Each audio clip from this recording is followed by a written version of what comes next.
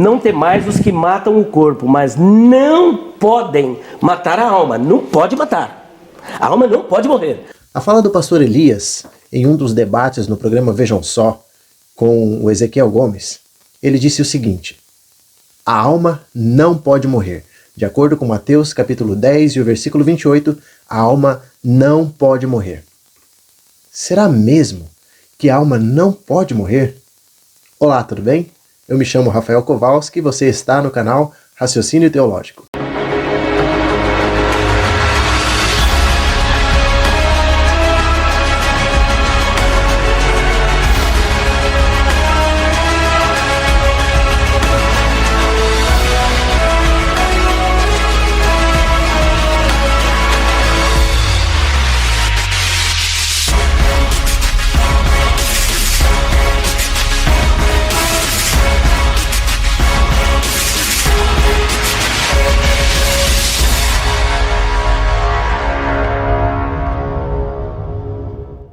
O texto base para o nosso estudo de hoje se encontra em Mateus capítulo 10 e versículo 28. E ele diz o seguinte: não temais os que matam o corpo e não podem matar a alma. Temei antes aquele que pode fazer perecer no inferno tanto a alma como o corpo. Esse texto tem sido usado frequentemente para dar a entender que a alma realmente é imortal. Nós bem sabemos que uma pessoa pode matar outra, e isso não há dúvida para ninguém. Mas o texto nos dá a entender que a alma não pode morrer. Como que a gente pode entender esse texto? Será mesmo que a Bíblia está pregando a imortalidade da alma? Quando confrontamos esse texto com o livro de Ezequiel, capítulo 18, eis que todas as almas são minhas, como a alma do Pai, também a alma do Filho é minha. A alma que pecar, essa morrerá. Um pouquinho mais à frente, no versículo 20, diz: a alma que pecar, essa morrerá. O filho não levará a iniquidade do pai, nem o pai a iniquidade do filho. A justiça do filho ficará sobre ele, e a perversidade do perverso cairá sobre este. Como você viu, a gente compara um texto com o outro, e um texto deixa muito claro que a alma morrerá. Já o outro dá a entender que a alma não pode morrer. Na verdade, quando a gente olha mais atentamente o versículo 28 do capítulo 10 de Mateus, a gente percebe que Jesus está ensinando algo muito mais profundo e que não se trata de imortalidade da alma. Muito pelo contrário. Presta atenção nos detalhes do verso. Não temais os que matam o corpo e não podem matar a alma. Temei antes aquele que pode fazer perecer no inferno tanto a alma como o corpo. Eu quero que você acompanhe comigo a palavra perecer. Olha que interessante.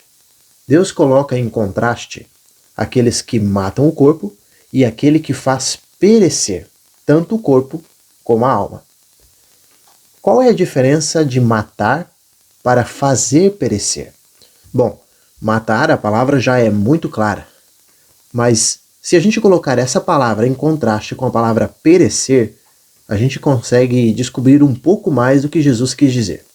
A palavra perecer, do grego aqui, é apólime. Ela foi escolhida como perecer, mas ela também pode ser traduzida como destruir ou matar. Agora, por que o tradutor preferiu colocar a palavra perecer ao invés de matar? Se nós olharmos para João capítulo 10 e o versículo 10, o texto diz que o ladrão vem somente para roubar, matar e destruir. Eu vim para que tenham vida e a tenham em abundância. As duas outras possibilidades para a tradução de apólime era destruir e matar. Só que essas duas características são características do ladrão ou de Satanás. Jesus não veio para matar ou mesmo destruir, como diz no livro de João capítulo 10 e versículo 10. Ele veio para que nós tivéssemos vida e tivéssemos vida em abundância. Mas Cristo terá que jogar os ímpios no lago de fogo, e ali eles irão perecer no inferno. Muitos costumam dizer que Satanás não poderá ser destruído no lago de fogo. Somente o ser humano vai ser destruído ali e Satanás vai viver eternamente sem ter a quem tentar.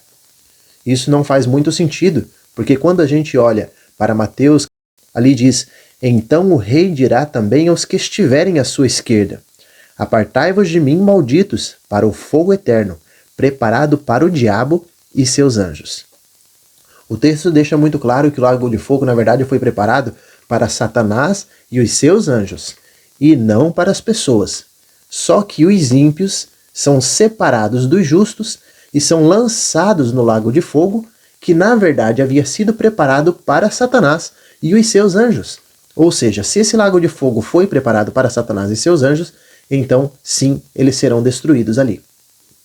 Voltando para a palavra apólime que nós havíamos visto agora há pouco, como a gente já viu, a escolha mais plausível seria a palavra perecer, como realmente está no texto. Agora, o que significa perecer no nosso idioma? Perecer significa deixar de existir, morrer ou vir a falecer. Como você pode perceber, o sentido de perecer é exatamente o mesmo de vir a morrer. Então, quando o texto diz: temei antes aquele que pode fazer perecer no inferno tanto a alma como o corpo, o texto, na verdade, está querendo deixar bem claro, eles irão ser jogados lá para morrer. Tá, mas o texto ainda diz: não temais os que matam o corpo, mas não podem matar a alma. Por que as pessoas não podem matar a alma e Deus pode matar a alma? A gente precisa entender por que essa palavra alma está aqui. O texto deixa muito claro: as pessoas podem até tirar a nossa vida aqui nessa terra, mas não podem matar a alma. Mas o texto, logo em seguida, deixa muito claro que existe um que pode fazer perecer tanto o corpo como a alma. Ou seja, aí já fica muito claro que a alma também vai ter um fim. Agora vamos dar uma olhada na palavra alma que aparece aqui no texto. A palavra alma aqui é a palavra psiche, do grego. E ela também pode ser traduzida como respiração, fôlego de vida, vida, aquilo no qual há vida, um ser vivo ou alma vivente, alma, ou lugar dos sentimentos, desejos, afeições, aversões, o nosso coração, ou alma, etc. Como você viu, a palavra psiche também pode ser traduzida com a palavra vida. Todo o contexto do versículo que nós estamos estudando deixa muito claro que eles haviam sido encaminhados para pregar o evangelho nas cidades em volta de Israel. E se você der uma olhada nos versículos 22 em diante, você vai perceber o seguinte: diz assim: sereis odiados de todos por causa do meu nome, e aquele, porém, que perseverar até o fim, esse será salvo. Quando, porém, vos perseguirem numa cidade, fugi para outra, porque em verdade vos digo que não acabareis de percorrer as cidades de Israel, até que venha o Filho do Homem. O discípulo não está acima do seu mestre, nem o servo acima do seu senhor. Basta ao discípulo ser como seu mestre, e ao servo como seu senhor. Se chamaram Beelzebul ao dono da casa, quanto mais aos seus domésticos. Portanto, não os temais, pois nada há de encoberto que não venha a ser revelado, nem oculto que não venha a ser conhecido. O que vos digo às escuras, dizei-o à plena luz, e o que vos digo ao ouvido, proclamai-o por eirados. Não temais os que matam o corpo, e não podem matar a alma. Temei antes aquele que pode fazer perecer no inferno tanto a alma como o corpo. Como você viu no verso, está muito claro que eles haviam sido encaminhados para pregar o evangelho. E Jesus estava advertindo que eles não tivessem medo daqueles que pudessem ferir, ou até mesmo aqueles que tivessem a possibilidade de matá-los. Só que, mesmo eles tendo toda essa possibilidade, eles não conseguiriam tirar a vida eterna dos discípulos. O texto de Lucas 21 e o versículo 19 diz: é na vossa perseverança que ganhareis a vossa alma. A palavra alma que aparece aqui também é a palavra psiche. Se você der uma olhada em todo o contexto, ali ele está falando do princípio das dores e que aquelas pessoas seriam atribuladas e algumas inclusive seriam entregues à morte pelos seus próprios familiares. Como nós vimos até aqui, a palavra alma pode ser traduzida também por vida. Sendo assim, nós conseguimos entender um pouco mais por que o texto diz que Deus pode fazer perecer tanto o corpo como a alma no inferno. Já que nós sabemos que perecer é o mesmo que morrer e alma é o mesmo que vida, qual é a diferença de alma para corpo? Porque dá a impressão aqui no texto que as duas estão desligadas. Como nós vimos, também existe uma outra possibilidade de tradução para a palavra psique, e essa é o lugar dos sentimentos, desejos, afeições e aversões. Sendo assim, a palavra alma, que seria psique, também pode ser traduzida ou pode significar todo o ser de uma pessoa. As suas memórias, os seus pensamentos, o seu caráter, todo o seu ser. Aquilo que faz você ser o que você é. Então o texto deixa muito claro que existe um ser que pode fazer perecer não só o corpo, mas também todo o ser de uma pessoa, ou toda a vida dela. Mas aonde fica a alma quando a pessoa morre? O texto de Salmos, capítulo 88, especialmente no versículo 12, diz: acaso nas trevas se manifestam as tuas maravilhas? E a tua justiça na terra do esquecimento? Se alma ou psique, que é a palavra que aparece ali, pode ser traduzida também por sentimentos, lembranças e memórias, então, onde é a terra do esquecimento? O texto já sugere que existe um lugar onde pode ser chamado de terra do esquecimento. É ali que fica a memória das pessoas quando elas morrem. Olha o que diz também no livro de Eclesiastes, o capítulo 2 e o versículo 16. Pois tanto do sábio como do estulto a memória não durará para sempre, pois passado alguns dias tudo cai no esquecimento.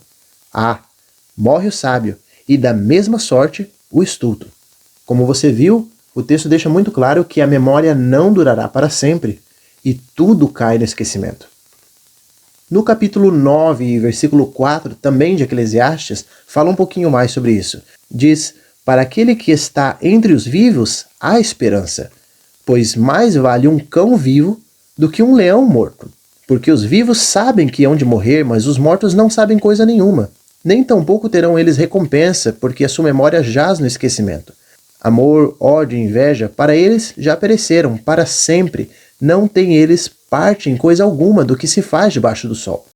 Aqui estão todas as características de um ser vivente e o que faz você ser uma pessoa única e incomparável com qualquer outra. Amor, ódio, inveja, pensamentos, lembranças, para eles tudo jaz no esquecimento para aqueles que já morreram. Agora, há pouco nós tínhamos visto o capítulo 21 de Lucas e eu quero te convidar agora para ver um pouquinho do contexto dele bem rapidinho comigo. E sereis entregues até por vossos pais, irmãos, parentes e amigos, e matarão alguns dentre vós.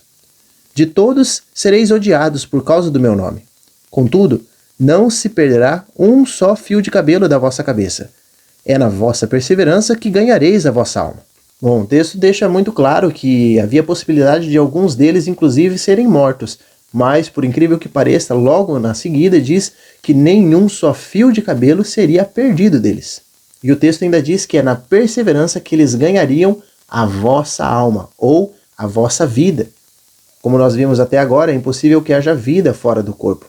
A alma, ou a vida, é justamente isso que Satanás tenta destruir, mas ele não pode. Só existe um que pode fazer perecer. Agora, se existisse uma vida fora do corpo, por que Jesus insiste para que nós busquemos ele para termos vida? Veja o que diz o texto.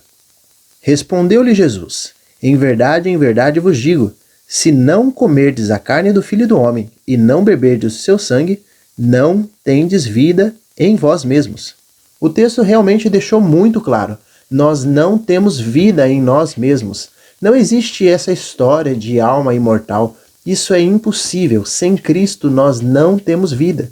Mas para que fique mais claro ainda, eu quero que você acompanhe comigo um último verso. João, capítulo 13, versículo 16. Porque Deus amou o mundo de tal maneira que deu seu Filho unigênito, para que todo aquele que nele crê não pereça, mas tenha vida eterna. A palavra que aparece aqui, para que não pereça, mas tenha vida eterna, é novamente a mesma palavra apólime que estava no versículo que nós havíamos estudado logo de início. A proposta desse texto é o seguinte: todo aquele que crer em Cristo, ele não irá perecer, mas irá receber a vida eterna. Se a alma fosse imortal, como alguns afirmam, então nós teríamos vida em nós mesmos. Quer dizer, nós iríamos morrer, a morte física, mas a alma continuaria existindo mesmo depois da morte. E isso contradiz o texto que nós havíamos lido agora há pouco, que nós não temos vida em nós mesmos. Agora, esse texto de João 3, o versículo 16, deixa muito mais claro. Porque aqueles que não irão perecer e irão receber a vida eterna, e só eles irão receber a vida eterna, porque eles não têm vida em si mesmos, são aqueles que creem em Cristo. Ou seja, não existe mortalidade da alma. Não existe um inferno queimando eternamente, porque para viver eternamente queimando, você precisa literalmente viver eternamente. E a vida eterna é prometida somente àqueles que creem em Cristo. A grande mentira contada por Satanás para Eva, antes de convencê-la a comer do fruto, é: certamente não morrerás. A proposta dele era o seguinte: você pode até desobedecer a ordem de Deus comendo do fruto, mas fica tranquila, você não vai morrer, você é um ser imortal. Não, a Bíblia deixa muito claro, nós não temos vida em nós mesmos. Se nós quisermos ter vida, precisamos nos achegar a Cristo Jesus, porque somente nele existe vida. Ele mesmo diz: eu sou o caminho, a verdade e a vida. Ninguém vem ao Pai senão por mim. Medite nas palavras que nós estudamos agora há pouco. Só existe vida em Cristo. Se você quer ter vida, busque a Jesus. Eu espero que você tenha gostado do estudo que nós fizemos hoje. Mais uma vez, eu quero pedir que você nos ajude, levando esse conteúdo para mais pessoas. Compartilhe com seus amigos. Não deixe de se inscrever aqui e também ativar o sininho para você receber notificações quando a gente for postando novos vídeos. Deixe também o seu like, ele é muito importante para a gente saber se você está gostando do conteúdo e se o conteúdo é relevante também para outras pessoas. Se você quiser deixar o seu comentário aqui embaixo também, dizendo algum tema que você gostaria que a gente falasse, ou se você quer falar algo a respeito desse assunto que talvez não foi falado, deixe o seu comentário. Fique à vontade. Desejo imensamente que Deus abençoe a todos, um forte abraço e até a próxima.